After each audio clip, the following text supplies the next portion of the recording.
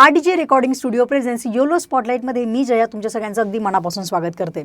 YOLO स्पॉटलाईटसोबतच आम्ही नेहमीच सांगत आलेलं आहे की this is the amazing Akola. Amazing Akola यासाठी म्हणतो कारण की लोकांच्या कितीही तक्रारी असल्या या शहराविषयी तरीसुद्धा अमेझिंग लोकांसोबत हा अकोला नेहमीच अमेझिंग राहिलेला आहे. आज अशाच एका अमेझिंग व्यक्तिमत्वासोबत आम्ही तुमची ओळख करून देणार आहोत. सध्या माझ्यासोबत स्टुडिओमध्ये आहेत राष्ट्रपती पदक विजेते आदरणीय गजानन शेळके सर, जे की DYSP आहेत अकोल्याचे. सो तुमचं खूप खूप स्वागत आहे. Thank you madam.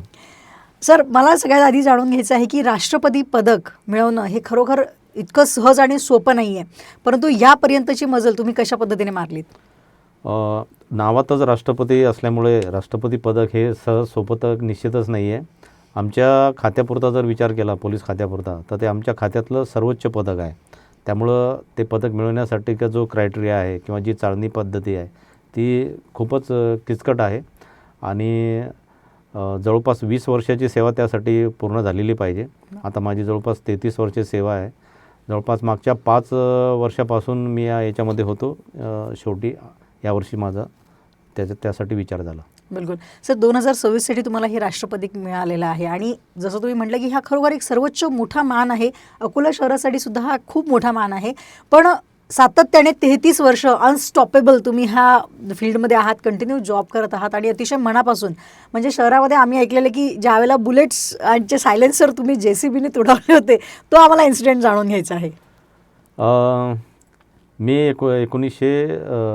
2020-21मध्ये PI ट्रॅफिक म्हणून कार्यरत होतो आणि कार्यरत असताना म्हणजे माझ्या पोलीस करिअरमध्ये ज्या ज्या काही मोहिमा आणि ज्या ज्या काही वेगवेगळ्या हे मी अवलंबल्या, तर ते त्या इन्सिडन्समुळं निर्माण झालेले आहेत.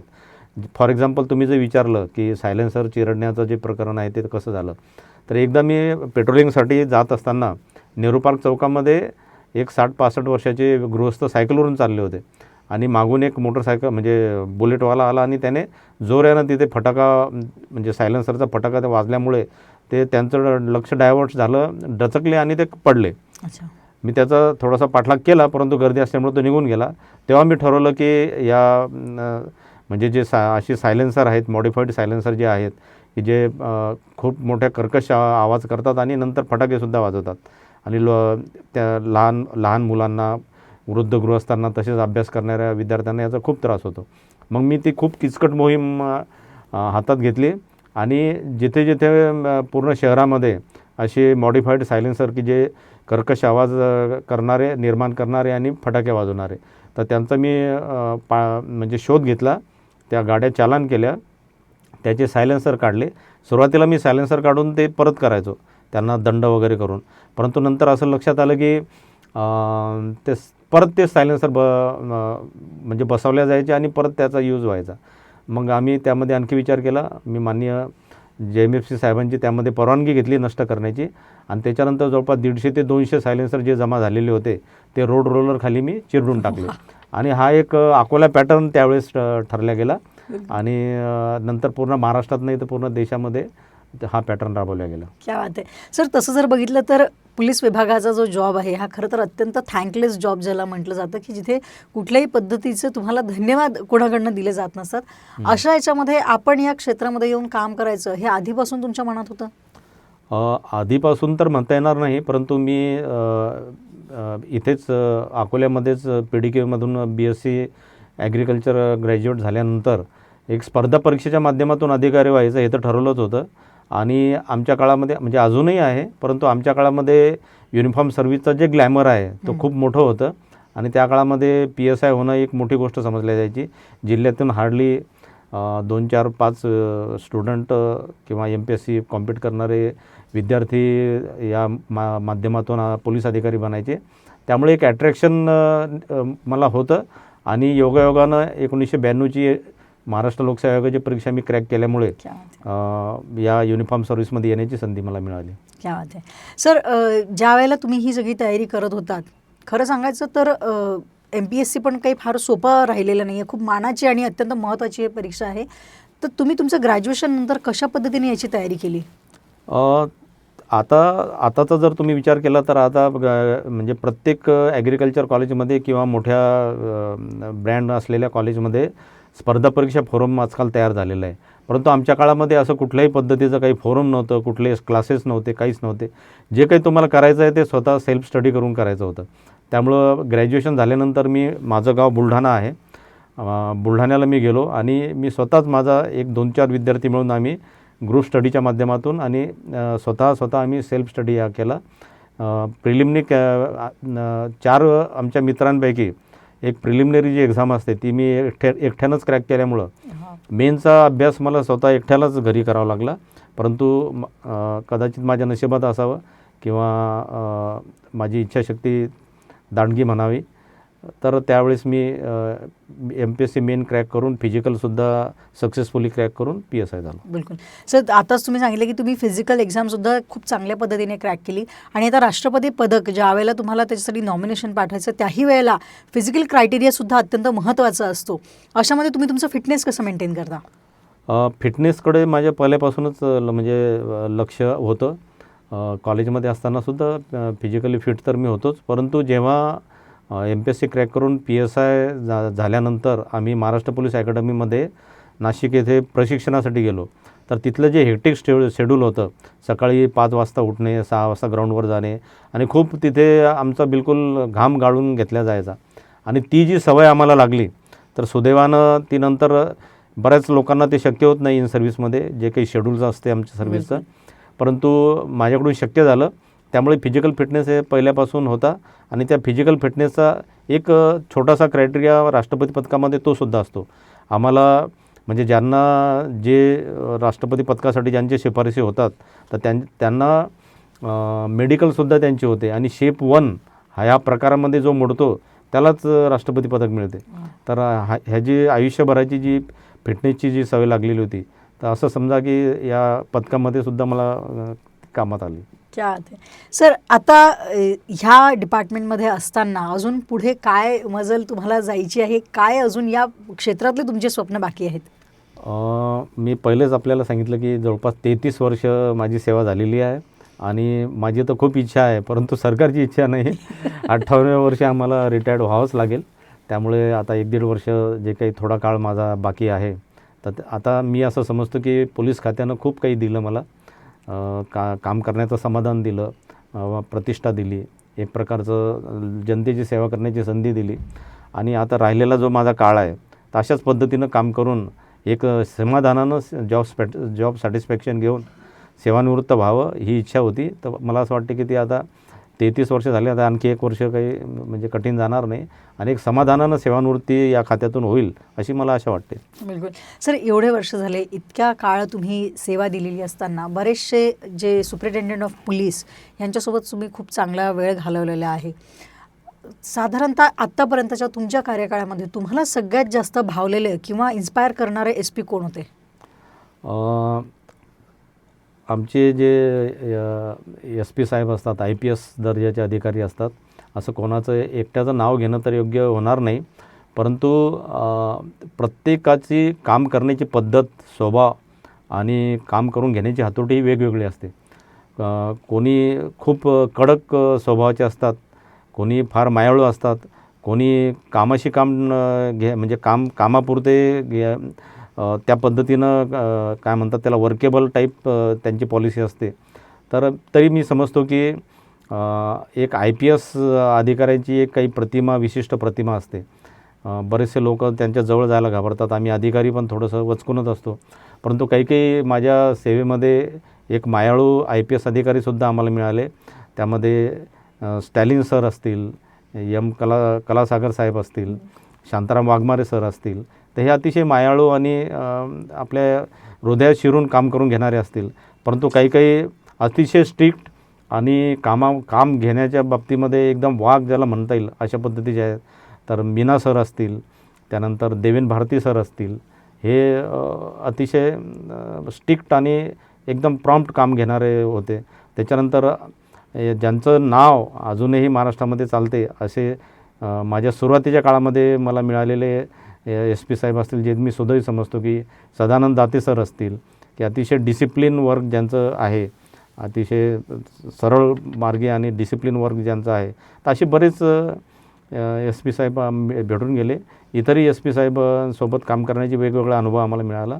तर सर्वच मी सुदैवी समजेल स्वतःला की माझ्या एवढ्या मोठ्या सर्व्हिसमध्ये, आता प्रत्येकाचं नाव घेणं ते शक्य नाही, 33 वर्षाच्या सेवेमध्ये जे काही वरिष्ठ पोलीस अधिकारी IPS दर्जाचे मला मिळाले पोलीस अधीक्षक म्हणून, तर सगळ्यांकडून काही ना काही शिकायला मला मिळालं. सर, इतक्या वर्षाचा कार्यकाळ सातत्याने काम करत राहायचं, त्याच्यामध्ये वरिष्ठ असतील, सहकारी असतील, पण त्यासोबतच ज्या घटना घडत जातात त्या आपल्याला घडवत जात असतात. अशातच तुमच्या पण एवढ्या वर्षाच्या कार्यकाळामध्ये काही ना काही कडूगोड अनुभव तुमच्याही नशिबी आले असतील, तर त्यातले तुम्ही आम्हाला काही शेअर करू इच्छिता? निश्चितपणे कुठल्याही, माझंच नाही तर कुठल्याही पोलीस अधिकाऱ्याची जी पोलीस सेवेचं जे आयुष्य आहे ते अनेक खाच खळग्यांनी भरलेलं, अनेक सुखदुःख गडूकोड अनुभवाचं आहे. आणि काही अनुभव तर असे असतात की म्हणजे कायमस्वरूपी ते मनावर कोरल्या गेलेले अनुभव असतात. तर माझेसुद्धा एवढ्या प्रदीर्घ 33 वर्षाच्या सेवेमध्ये मॅक्झिमम जो काळ आहे माझा, जास्तीत जास्त काळ हा फील्डमध्ये गेल्याने मी म्हणजे वयाच्या 26-27व्या वर्षी पोलीस स्टेशन इन्चार्ज झालो. म्हणजे त्या काळामध्ये PSIला सुद्धा डायरेक्ट पोलीस स्टेशनचा चार्ज मिळायचा, आता मिळत नाही. तर मी प्रोबेशन झाल्या एक तालुका पोलीस स्टेशनचा कार्यभार मी घेतला. तर तो तेव्हापासून जे पोलीस स्टेशन इन्चार्जची माझी जर्नी सुरू झाली ती PI असेपर्यंत माझी ती कायम होती. आता मी DYSP असल्यामुळं पोलीस स्टेशन इन्चार्ज नाही राहत, परंतु PI असेपर्यंत मधला काही शाखाचा जर काळ सोडला तर मी कंटिन्यू पोलीस स्टेशन इन्चार्ज म्हणूनच मी काम केलेलं. आणि पोलीस स्टेशन इन्चार्ज म्हणून काम करत असताना खूप वेगवेगळे अनुभव आले. जसं मी सुरुवातीला सांगितलं ट्रॅफिकचं सांगत असताना की काही इन्सिडेंट्समधून माझ्या त्या मोहिमा आणि वेगवेगळ्या संकल्पना ज्या मी राबवल्या पोलीस खात्यामध्ये तर त्या सुरू झाल्या. उदाहरण द्यायचं झालं तर 2005 ते 2008पर्यंत मी पोलीस स्टेशन चांदणी, अकोला जिल्ह्यामध्येच पोलीस स्टेशन चांदणीला ठाणेदार म्हणून कार्यरत होतो. PSIच होतो तेव्हा. तर त्या काळामध्ये मुश्किलनं 30-35 कर्मचाऱ्यांची रिक्रुटमेंट त्या पोलीस स्टेशनला राहायची. आणि निवासस्थानाची व्यवस्था नसल्यामुळे बरेचसे कर्मचारी, म्हणजे मॅक्झिमम 80% कर्मचारी हे वाडेगाव किंवा अकोल्याहून येणं जाणं करायचे. दुसरा काही पर्याय नसायचा, फक्त ठाणेदार आणि 1-2 लोकच तिथे थांबायचे. तर अशा याच्यामध्ये मी जेव्हा त्या पोलीस स्टेशनचा प्रभार घेतला तेव्हा माझं असं लक्षात आलं की जवळपास दरवर्षी 12 ते 15 हिंदू बौद्ध किंवा हिंदू मुस्लिम असे रॉयट तिथे दाखल व्हायचे. आणि 12 ते 15 रॉयट दरवर्षी दाखल होण्याचं कारण जेव्हा मी शोधलं तेव्हा मला असं समजलं की एवढ्या छोट्या पोलीस स्टेशनमध्ये एवढ्या मोठ्या प्रमाणात रॉयट का दाखल होतात. शोध घेतला असता असं लक्षात आलं की गावागावामध्ये बरेचसे गावं हे रिमोट होते. म्हणजे काही गावामध्ये तर पातूर पोलीस स्टेशनला वळसा घालून जंगलामध्ये दूर जे गावं होते त्या पातूर पोलीस स्टेशनमधून वाशिम जिल्ह्यातून त्या गावांना जावं लागायचं.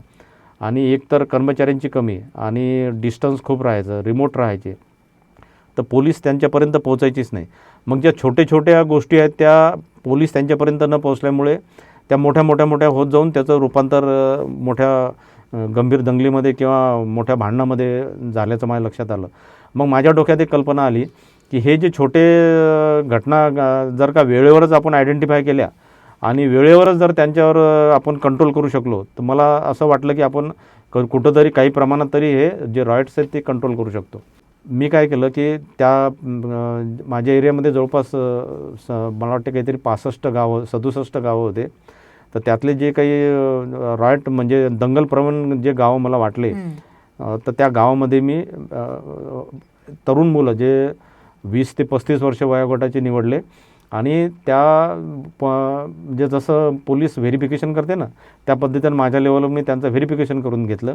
व्हेरिफिकेशन इन द सेन्स की तो व्यसनी नसावा, कुठल्या अवैध धंद्याशी त्याचा संबंध नसावा, एकूण त्याची वर्तणूक चांगली असावी, असे युवक मी निवडले. त्यांना मी बोलवलं पोलीस पाटलाच्या मदतीने, त्यांना ब्रीफ केलं. त्यांना मी सांगितलं की मी तुम्हाला पोलीस मित्र म्हणून ओळखपत्र देणार आणि पोलीस भरती जेव्हा राहील तेव्हा मी तुम्हाला त्यामध्ये मार्गदर्शन करेल. जे काही पोलीस भरतीसाठी आवश्यक गोष्टी तुम्हाला पूर्ण मी त्यामध्ये गायडन्स करेल आणि पाहिजे ती माझ्याकडून कायदे चौकटीत राहून मदत करेल. तर असे त्या काळामध्ये मला आठवते म्हणजे 2006 साली मी हे सुरू केलं. तर 2006 ते 2008पर्यंत 2-2.25 वर्ष ही संकल्पना मी त्या एरियामध्ये राबवली. तर जवळपास 700 ते 800 पोलीस मित्र मी त्या याच्यामध्ये तयार केले होते. त्याचा फायदा मला असा झाला की मी जवळपास 2.5 वर्ष चांदणीला ठाणेदार म्हणून होतो. तर त्या 2.5 वर्षाच्या काळामध्ये एकही रॉयट त्या पोलीस स्टेशनला झाला नाही. क्या बात आहे. आणि मग त्याचं मीडियानं सुद्धा त्याची दखल घेतली आणि मीडियामध्ये ते सातत्यानं त्याच्या बातम्या प्रकाशित झाल्यामुळे त्यावेळीचे जे विशेष पोलीस महानिरीक्षक साहेब होते, तर त्यांनी त्या पेपरच्या कात्रणावरून मला प्रशस्तीपत्र आणि आमच्या याच्यामध्ये जो कॅश रिवॉर्ड्स असतात ते कॅश रिवॉर्ड दिला. जनरली काय होत असते की आपल्याला प्रस्ताव पाठवावा लागतो आणि तो प्रस्ताव मंजूर होऊन नंतर एखादी पदक किंवा बक्षीस मंजूर होतं. परंतु हे पहिलं हे होतं की सो मोटिवली त्याचं कॉन्ग्रॅच्युलेशन्स घेऊन आय जी सरांनी रिवॉर्ड्स दिला होता आणि तो माझा पहिला रेंज लेवलचा रिवॉर्ड होता. क्या बात आहे. त्याचप्रकारे माझ्या असं लक्षात आलं की पोलीस पाटलांचे त्यांना म्हणजे काही नॉलेज नसते. काही पोलीस बरेचसे म्हणजे सर्व नाही, परंतु बऱ्याचशा पोलीस पाटलांना की पोलीस पाटीलचं काय फंक्शन्स रोल, आहेत बिलकुल. किंवा काय रोल आहे किंवा त्यांनी काय करायला पाहिजे हे त्यांना माहीत नव्हते. म्हणून मग मी एक पोलीस पाटील मार्गदर्शिका नावाचं पुस्तक मी संकलन केलं वा. आणि ते पोलीस पाटलांना वितरित केलं. तर पोलीस पाटलांचं सुद्धा कायद्याचं आणि पोलीस पाटलाचे अधिकार आणि कर्तव्याबद्दल त्यांनाही थोडंसं माहिती मिळाली आणि ते सुद्धा सक्षम झाले. तर हे 1-2 प्रयोग राबवून फार चांगल्या पद्धतीनं मी करू शकलो. त्यातून मला 2 फायदे झाले. एक तर मी माझा law and order crime control करू शकलो आणि मला काम करत असताना समाधानसुद्धा मिळालं. क्या बात आहे. सर, जसं आता तुम्ही म्हटलं की पेपरच्या कात्रणांची दखल घेऊन तुमच्यापर्यंत रिवॉर्ड पोहोचवला गेला, परंतु असं खूपदा होतं की मीडियाच तुम्हाला हिरो बनवतं आणि नंतर मीडियाच तुम्हाला झिरो सुद्धा बनवतं. तर असे पण काही मीडियाशी संबंधित तुमचे अनुभव राहिलेत का? मॅडम, या बाबतीत तर मी खूप भाग्यशाली स्वतःला समजतो की मूळतः माझी जी पोलिसिंगची पद्धत आहे, तर थोडं कम्युनिटी पोलिसिंग या पद्धतीकडे थोडी माझी झुकलेली आहे. जे काही आपल्याला क्राईम डिटेक्शन करायचं, जे काही लॉ अँड ऑर्डर मेंटेन करायचं, जेव्हा लॉ अँड ऑर्डरचा माझ्या पोल्युशनमध्ये तर कधी आला नाही. एवढे मी पोल्युशन केले असतील 10-12 आतापर्यंत. परंतु शेजारच्या पोल्युशनमध्ये आला तर त्यावेळेस जे काही पोलीस बनून काम करायला पाहिजे ते तर आम्ही केलेलंच आहे. मग आमचा एक रट्टा एक फ्रॅक्चर संकल्पना पण आम्ही राबवली. परंतु मला असं वाटते की समाजामध्ये हार्डली 5% पेक्षाही कमी क्रिमिनल्स किंवा ज्यांचं समाज विघातक म्हणजे विचार असणारे लोक आहेत असं मला वाटते. मग 95% लोकांसाठी आपण ब्रिटिशकालीन पोलीस का बनावं? म्हणून मी म्हणजे जनतेचा मित्रही पोलीस बनू शकतो आणि आमच्या वरिष्ठ अधिकाऱ्यांचा या गोष्टीवरही खूप जोर असतो की तुम्ही पहिले मित्र बना आणि मित्र जर तुम्ही बनले तर तुम्हाला जास्त कठोरपणे कायदा राबवण्याची गरजच पडणार नाही. म्हणून वेगवेगळ्या संकल्पना, वेगवेगळ्या मोहिमा मी आल्या आणि मीडियाला शेवटी काय पाहिजे? मीडियाला असं काहीतरी नवीन काम करणारा अधिकारी पाहिजे. तर मीडियाचं फार चांगलं सहकार्य मला माझ्या काळात मिळालं. आता थोडंसं असतेच 1-2 तर त्यांना जाऊ दे, आपण सोडून देऊ. बाकी 90% मीडियाचं मला माझ्या कार्यकाळात सपोर्टच मिळाला. सर, आता बदलत्या काळानुसार बरेचसे सिनेमे ज्याच्यामध्ये पोलिसिंगला सुद्धा दाखवलं जातं, अशामध्ये सिम्बा असेल, दबंग असेल, असे सिनेमे ज्या वेळेला तुम्ही बघता त्यावेळेला तुम्हाला पोलिसांच्या प्रतिमेविषयी काय वाटतं? पिक्चर म्हणजे चित्रपटातला पोलीस मी खरा पोलीस मानत नाही. म्हणजे तो चांगला दाखवला तरी किंवा वाईट दाखवला तरी. कारण आपण जे नाव घेतलं आता सिम्बा किंवा सिंगम वगैरे, तर मी असं म्हणतो की बऱ्याच वर्षानंतर किंवा काळानंतर पोलिसाची चांगली प्रतिमा चित्रपटामधून दाखवली गेली आणि त्याचा समाजमनावर फार चांगला परिणाम झाला. परंतु जनरली पोलिसांची निगेटिव्ह प्रतिमा, सगळ्यात शेवटी पोहोचणारे पोलीस असतात किंवा पोलीस काहीच करत नाही, उशिरा येतात आणि असे म्हणजे पोलिसांची एंट्री सगळं झाल्यानंतर पोलिसांची एंट्री दाखवायची सुरुवातीला. तर मी असं समजतो की एक चांगली गोष्ट आहे आणि पोलिसांची, कारण समाजासाठी पोलिसांची प्रतिमा चांगली असणे ही फार गरजेचं आहे. कारण ब्रिटिश काळामध्ये पोलीस हा विशिष्ट उद्देशाने ब्रिटिशांनी तयार केलेला होता आणि तीच प्रतिमा कंटिन्यू पुढे राहिली. मग खाकी वर्दीकडे पाहण्याचा जो समाजाचा दृष्टिकोन होता तो निगेटिव्ह होता आणि चित्रपटांनी आणखी ते निगेटिव्ह दाखवून आणखी तो निगेटिव्ह केला.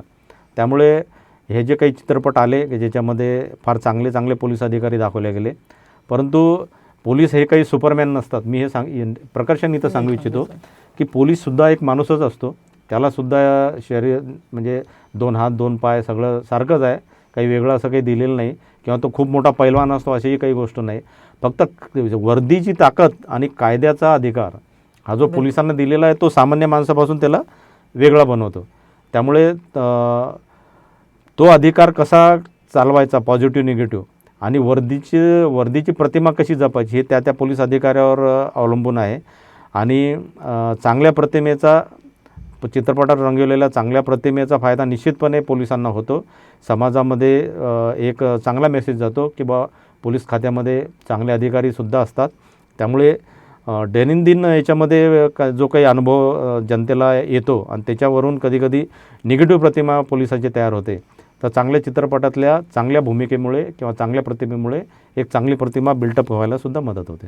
बिलकुल सर, चित्रपटांपर्यंत आपण आलो होतो. यासोबत तुम्ही ज्या पद्धतीनं अतिशय सक्षमपणे आपला आतापर्यंतचा कार्यकाळ सांभाळलेला आहे, तुम्ही तुमचे छंदसुद्धा तेवढ्याच मनापासून जोपासलेले आहेत. अकोल्यामध्ये बुलढाणा शहर आपलं एक जन्मस्थळ सोडून आता जेव्हा अकोला कर्मभूमी आणि आता तुम्ही तुमच्यासाठी एक तुमची स्वतःची जागा बनलेली आहे, अशा तुम्ही मेलोडीज ऑफचा जो तुमचा ग्रुप आहे मेलोडीज त्यात ऑफ तुम्ही अकोला. येस त्याच्यात तुम्ही छान काम करत आहात. आणि खरं तर बरेचदा तुमच्या मेलोडी ग्रुपचे इतके सुंदर सुंदर कार्यक्रम होत असतात ज्याच्यामध्ये तुम्ही एकटेच नाही तर बऱ्याचशा विविध क्षेत्रातील अधिकारीसुद्धा खूप छान काम करतात, आपले छंदसुद्धा जोपासतात. तर हे कधीपासून सुरुवात झाली सर या सगळ्या गोष्टींची? मी सांगितलं की प्रत्येक पोलीस अधिकाऱ्याच्या आतमध्ये एक माणूस असतो आणि त्या माणसामध्ये वेगवेगळ्या कला हा लपलेल्याच असतात. तर माझं तर हे लहानपणापासून एक असं समजा की हॉबी आणि पॅशनसुद्धा म्हणू शकता तुम्ही. एक गायन, सिंगिंग हे लहानपणापासून पॅशन होतं. मी ट्रॅफिक अकोल्यामध्ये ट्रॅफिक असताना कोरोनाच्या काळामध्ये बरेचसे म्हणजे वर्क फ्रॉम होम म्हणा किंवा सर्व कार्यालय सगळं व्यवहार बंद असल्यामुळे खूप सामान्य आम्हाला तर बिलकुल वेळ नसायचा पोलिसांना, परंतु सामान्य माणसांना इतर संबंधित अधिकाऱ्यांना भरपूर वेळ असल्यामुळे आपल्या अकोला शहरातलं एक प्रसिद्ध व्यक्तिमत्व आहे CA मनोज चांडक म्हणून. तर त्यांनी एक ग्रुप तयार इथे केला आणि ज्या समाजातल्या चांगल्या म्हणजे मग ते अधिकारी असो, बिझनेसमॅन्स असो, डॉक्टर्स असो किंवा वेगवेगळ्या फील्डमधले ज्यांना गायनाची आवड आहे अशा लोकांचा त्यांनी एक समूह तयार केला. आणि काही त्याच काळामध्ये माझी ही हॉबी असल्यामुळे, पॅशन असल्यामुळे जेव्हा केव्हा वेळ मिळाला तेव्हा मी एखाद्या स्टुडिओत जाऊन एखादं गाणं रेकॉर्ड करायचो. आणि मग ते माझं स्वतःचं एक यूट्यूब चॅनल आहे, त्याच्यावर मी असं माझ्या सिंगिंग लवर जे मित्र माझे आहेत त्यांच्यासाठी मी ते टाकायचो. ते कोणाच्या तरी ते पाहण्यात आलं. मला वाटते काही आपल्या पोलीस ऑर्केस्ट्रा यायचे, त्या ऑर्केस्ट्रामध्ये सुद्धा मी माझा ही हॉबी पूर्ण करायचा प्रयत्न करायचो. तर तिथं सुद्धा काही लोकांनी ते गाणं ऐकलेलं होतं. तर मला त्या ग्रुपमध्ये घेतलं गेलं आणि हा मेलोडीज ऑफ अकोला ग्रुप आमचा असा दुसरा परिवार असा तयार झाला की फार चांगले आम्ही जुळले गेलो एकमेकाशी, आमचे मनं जुळले गेले. आणि प्रत्येकाला आपापल्या म्हणजे प्रत्येकजण आपापल्या क्षेत्रातले दिग्गज आहेत. आपले उपजिल्हाधिकारी संजय खडसे साहेबसुद्धा आमच्या ग्रुपचे एक सदस्य आहेत. असे वेगवेगळे अधिकारी त्या काळामध्ये DYSP सुभाष दूधगावकर हे सुद्धा त्या ग्रुपचे सदस्य होते. अजूनही बरेच डॉक्टर्स, इंजिनियर्स, चांगले मोठे बिल्डर्स आणि वेगवेगळे मोठे अधिकारी आमच्या ग्रुपमध्ये आहेत. आणि आम्ही एकत्र येऊन आमची ही जी हॉबी आहे ती महिन्या 2 महिन्यातून एक सामूहिक प्रोग्राम घेतो आमच्या कुटुंबासह. आणि कामाव्यतिरिक्त एक आमचा जे तणाव येत असतो कामातून निर्माण जाणारं किंवा दैनंदिन काम करत असताना ते एक 2 घंटे आम्ही रिलॅक्स होण्याचा प्रयत्न करतो. बिलकुल सर, असं कधी झालेलं आहे का की तुम्ही युनिफॉर्ममध्ये पण कधी गाणं रेकॉर्ड केलं असेल? शक्यतो मी टाळलं या गोष्टीला. एकदा झाला होता तो प्रकार.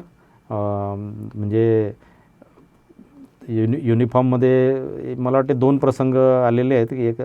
एक खूप 10-12 वर्षापूर्वी त्यावेळेस कराओके सिस्टीम नव्हती, तर लाईव्ह ऑर्केस्ट्रा व्हायचे आणि आम्ही जे पोलिसांच्या वेलफेअरसाठी जो ऑर्केस्ट्रा बोलवायचो तर त्या ऑर्केस्ट्रामध्ये मी युनिफॉर्मवर गाणं म्हटलेलं होतं आणि ते खूप व्हायरल म्हणजे झालं. त्यावेळेस सोशल मीडिया एवढा ॲक्टिव्ह नव्हता, तरी ते पेपरमध्ये फोटो येणे किंवा बाकीच्या याच्यावर टाकणे अशा पद्धतीनं.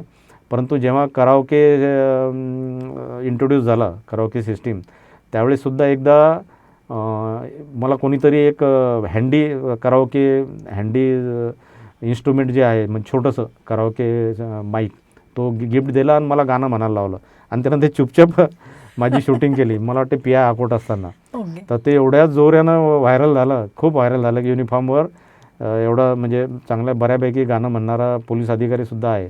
तर खूप म्हणजे हजारोनं व्ह्यूज त्याला आले. पण त्याच्यानंतर मी शक्यतो टाळलं, कारण मी असं समजतो की युनिफॉर्म हे आपल्याला सर्व्हिस किंवा आपली ड्युटी करण्यासाठी दिलेलं आहे, त्याचा ह्यामध्ये काही उपयोग व्हायला नको. आणि चुकून माकून एखाद्या वेळेस झालं असेल तर ते जर सोडलं तर जनरली आम्ही ही याच्याकडं हॉबी म्हणून आणि आमच्या कामाच्या माझे जे दैनंदिन काम आहे त्याच्या व्यतिरिक्त माझं पर्सनल हॉबी म्हणून मी याच्याकडं पाहतो आणि त्या पद्धतीनंच ते डिसिप्लिनमध्ये ही हॉबी डेव्हलप करण्याचा प्रयत्न करतो. सर, सध्या स्थितीत आपल्याकडे आदरणीय अर्चित चांडक सर हे SP आहेत. तसं जर बघितलं वयाने ते तुमच्यापेक्षा कमी आहेत, अनुभव तुमचा त्यांच्यापेक्षा जास्त आहे आणि वयही जास्त आहे. असं असताना ज्या वेळेला एक कमी वयाचे IPS आपल्यावरती एक बॉस म्हणून येतात, तर तुम्ही कशा पद्धतीनं समन्वय साधत असता? सरांचं काम तर खूप चांगल्या पद्धतीनं अकोल्यामध्ये सुरू आहे. सध्या मी ज्या पोस्टवर आहे, मी व्हिजिलन्सला DYSP असल्यामुळे जिल्हा जात पडताळणी समिती, तर मग म्हणजे जिल्हा पोलीसशी माझा काही संबंध येत नाही, परंतु एकूण त्यांचं काम बघता एक तरुण अधिकारी खूप चांगला म्हणजे या खात्यामध्ये पोलीस खात्यामध्ये जेव्हा नवीन IPS म्हणून SP साहेब आम्हाला लाभतात किंवा आमच्यासारख्या अधिकाऱ्यांना लाभतात, तर त्यांचा कामाचा उत्साह आणि कामाप्रती प्रेम हे फार चांगलं, म्हणजे जरी कमी वयाचे असले तरी फार शिकण्यासारख्या गोष्टी असतात. तर सरांचं काम एकदम चांगलं इथे जिल्ह्यामध्ये सुरू आहे.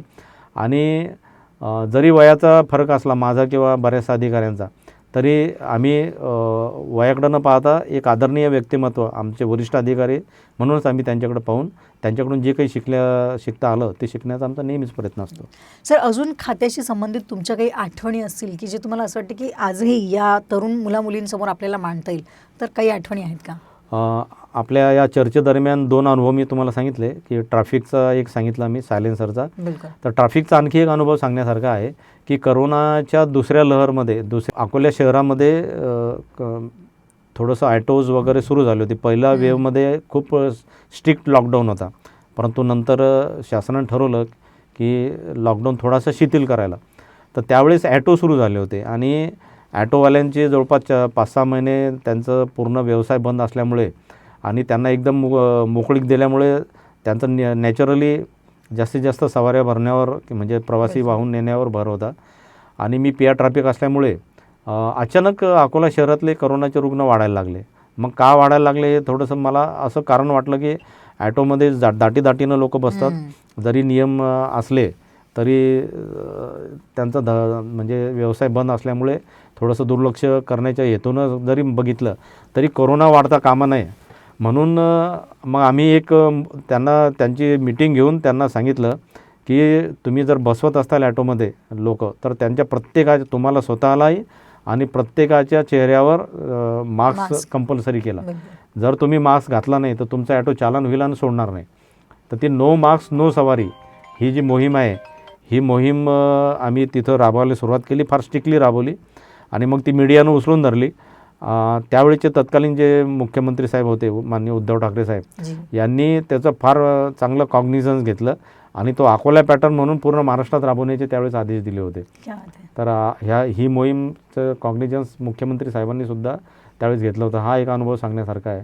त्याच्यानंतर मी पिया अकोटमध्ये असताना आपल्या सर्वांना माहीत आहे की अकोट हे खूप संवेदनशील शहर म्हणून आहे. तर तिथे माननीय हायकोर्टाच्या आदेशाने 42 मंदिरं आणि 4 की 5 दर्गे काढण्याचा आदेश झाला होता, डिमॉलिश करण्याचा आदेश झाला होता.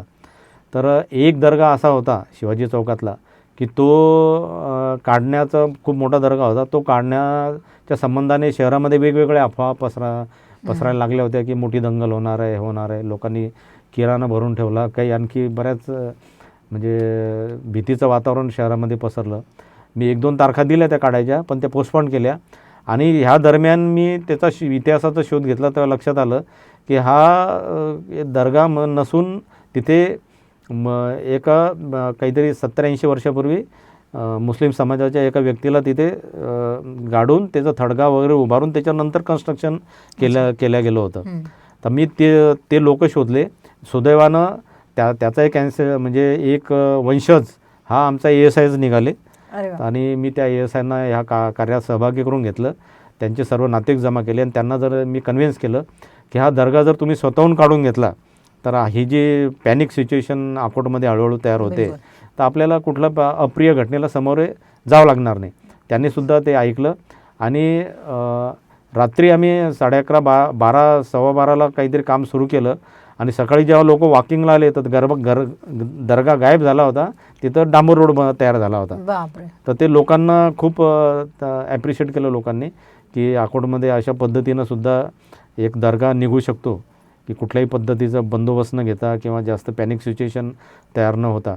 तर असे बऱ्याचशा वेगवेगळ्या घटना नक्षल एरियामध्ये काम करत असताना जनजागृती मेळावे आम्ही घेतले. एकदा एक प्रसंग मला आठवतो की मला वाटते तेंदूपत्ता कलेक्शनचा सीझन तिथं असतो आणि त्या काळात नक्षलवादी खूप सक्रिय झालेले असतात बिलकुल. आणि मग आमची पेट्रोलिंग असते, नक्षल विरोधी पेट्रोलिंग असते. तर एकदा आम्ही निघालो जंगलामध्ये तर म्हणजे पावसाळ्यामध्ये एकच वाट असते, परंतु जेव्हा पानझड होते आणि वेगवेगळ्या वाटा तयार होतात तर आम्ही सोबत आमचा वाटाड्या घेतला होता, परंतु तो सुद्धा कन्फ्यूज झाला. त्यानं भलत्याच रस्त्यानं आम्हाला घेऊन गेला. आम्ही आतल्या जवळपास 20 किलोमीटर फिरलो. बापरे. आमच्याकडचं पाणी संपलं, जेवण संपलं, सगळं संपलं. मग शेवटी त्या जंगलामध्ये जे काही मेवाशी असतात ना आपले गुराखी राजस्थानहून येणारे ते आम्हाला भेटले. त्यांनी आम्हाला जे पाणी दिलं आणि जेवू घातलं आणि नंतर रात्री 11-12 वाजता आम्ही आमच्या कॅम्पवर परत आलो. असे वेगवेगळ्या प्रसंगातून आम्ही आमच्या पोलीस सेवेमध्ये गेलेलो आहे. असे बरेच प्रसंग सांगण्यासारखे आहेत, परंतु काही महत्त्वाचे प्रसंग मी इथे सांगितले. बिलकुल. सर, पोलीसचा जॉब जो आहे हा मी जसं सुरुवातीलाच म्हटलं हा अत्यंत थँकलेस जॉब आहे. एक रूल बुक तुम्हाला दिली असते, त्या चौकटीत जगायचं असतं. त्यासोबतच ह्युमन राईट्स असेल, मीडिया असेल, असे वेगवेगळे प्रेशर, वरिष्ठांचे वेगवेगळे प्रेशर, हे सगळं करत असताना सुद्धा तुम्ही ज्या पद्धतीने संकल्पना राबवल्या हे सगळ्यांसाठीच तेवढ्या सहज शक्य आहेत का? नाही, बघा, प्रत्येक अधिकारी हा आपापल्या पद्धतीनं काम करतो. प्रत्येक अधिकाऱ्याचा स्वभाव, त्याच्यावर झालेले सर्वांचे संस्कार म्हणजे आईवडील, समाज, मित्र, त्याच्यानंतर त्याचा मूळ स्वभाव, त्याच्यावर झालेले संस्कार आणि त्याची काम करण्याची पद्धत आणि त्याला विश्वास कोणत्या पद्धतीमध्ये आहे याच्यावर त्याचं सगळं पोलिसिंग अवलंबून असते. मी तुम्हाला सुरुवातीला सांगितलं की जेव्हा लॉ अँड ऑर्डर किंवा एखादा रायटचा प्रसंग यायचा तेव्हा माझा एकच रूल राहायचा की एक रट्टा एक फ्रॅक्चर. परंतु जेव्हा इन जनरल आपण डे टू डे पोलिसिंग करत असताना माझा याच्यावर ठाम विश्वास आहे की प्रत्येक व्यक्तीशी तुम्ही पोलिसी भाषेत किंवा रफ, आता पोलिसी भाषा मी शब्द वापरला, तर पोलिसी भाषा ही मृदू का नसावी की सगळेच गुंड मवाली पोलीस स्टेशनला येतात असा विषय नाही आहे. मी सांगतो ना की समाजामध्ये फक्त 5% लोक त्या पद्धतीचे असतात. बाकीचे छोटे प्रॉब्लेम घेऊन पोलीस स्टेशनला आलेले असतात. त्यांच्याशी जर आपण चांगलं मित्रत्वाच्या भावनेनं बोललो, वागलो, त्यांचा प्रश्न जर तिथंच सोडवला तर मी तर म्हणतो की गंभीर गुन्हा दाखल करण्याची सुद्धा गरज पडत नाही. त्यांचे जर प्रश्न जर तिथंच सुटले तर एखादं NC सुद्धा रजिस्टर्ड करण्याची पोलिसांना बऱ्याच वेळेस गरज पडत नाही. त्यामुळे प्रत्येक पोलीस अधिकारी त्याच्या स्वभावाप्रमाणे काम करतो. मला हे आवडते, हे इतर पोलिसिंग करत असताना वेगवेगळ्या संकल्पना राबवून समाजामध्ये पोलिसांची एक चांगली प्रतिमा तयार करण्यामध्ये पण माझा विश्वास असल्यामुळे मी ह्या संकल्पना राबवल्या. तर ते प्रत्येक अधिकाऱ्यावर डिपेंड आहेत. बिलकुल.